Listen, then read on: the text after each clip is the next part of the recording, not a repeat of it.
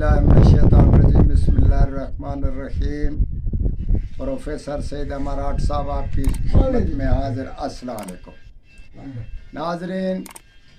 तिलास्माती सुरमे के बारे में बहुत सारे खतूत फ़ोन आए और उन्होंने ये हमारे को बताया कि भाई कोई आसान सा नुस्खा, क्योंकि ये बहुत मुश्किल होता है और लंबा बन जाता है, तो इसमें हम पूरा नहीं कर सकते आपके अमल को।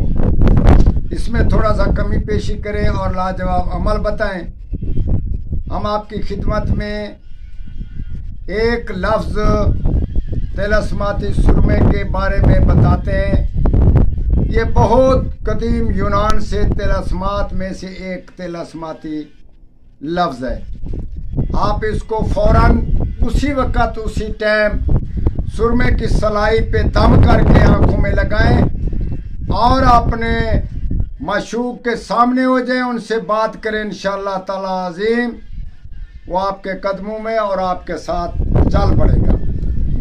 ये आप तजर्बा करें और मेरा दावा है कि इंशाअल्लाह अज़ीम ये बहुत ही कारआमद नुस्खा और हमारे तजर्बे में नुस्खा आया है, और ये रफ़ायामा की खातिर आपकी खिदमत में भी पेश कर रहे हैं। आप ज़रूर इससे फ़ायदा हासिल करें। 108 बार सुरमे की सलाई पर मासस्तो माज़ाज़ा वातली, ये लफ्ज़ जो मैंने बताया आपको लिख कर भी बता रहे हैं।